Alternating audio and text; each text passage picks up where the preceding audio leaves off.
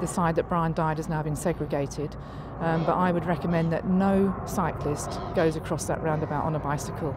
This is the segregated section of Cycle Superhighway 2, and it was opened just last week by the Mayor, and it encourages cyclists to use this very busy roundabout. If you look on the railings just here, you'll see flowers have been left to a cyclist who died also on this roundabout 2 years ago. The latest fatality took place on this slip road, again involving a left-turning HGV.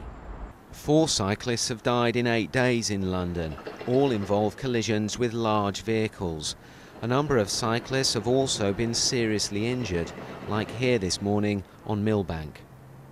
At Bow, campaigners say these new lights, designed to give cyclists a head start, are confusing. We've expressed our concerns about what's called the new layout, the early start. It doesn't give complete protection for cyclists, that's obvious. It needs to be rethought and proper protection being put in for cyclists and for pedestrians. Record numbers are cycling in London, but safety remains a concern.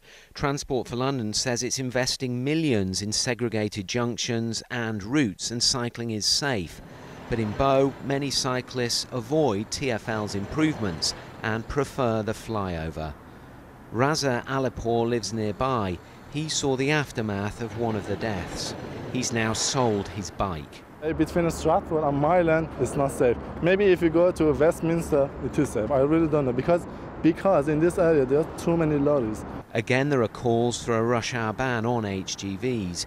Again, the Mayor's political opponents say he should stop encouraging cyclists to use this route. Again, there's pressure on the Mayor to make improvements much more quickly.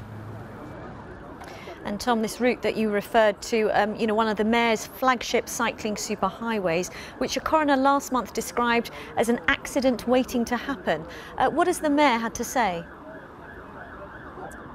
Well, the Mayor says that change is happening, but it will take some time. He's been speaking to our political editor, Tim Donovan. Clearly, one death is one too many in London, on our roads, on our cycle superhighways, and our thoughts are very much with the families of those who've been bereaved in the last few days. If you look at the number of deaths that we are sustaining in the city from cycling, of cyclists, they are down on where they were 5 years ago. They're actually down on, quite considerably as a percentage, and yet we've seen a massive increase in the number of cyclists. Is this not now time to scrap this CS2 at this route altogether? The dangers are just too great. Well, no, I don't think so at all. I think it is very important to continue with the Cycle Superhighway programme, to continue to roll that out, to continue to make cycling ever safer, to continue to invest in cycles. And if we can look at it, we'll see what happened at the Bow roundabout. We'll analyse it. There's no traffic engineer in the world who can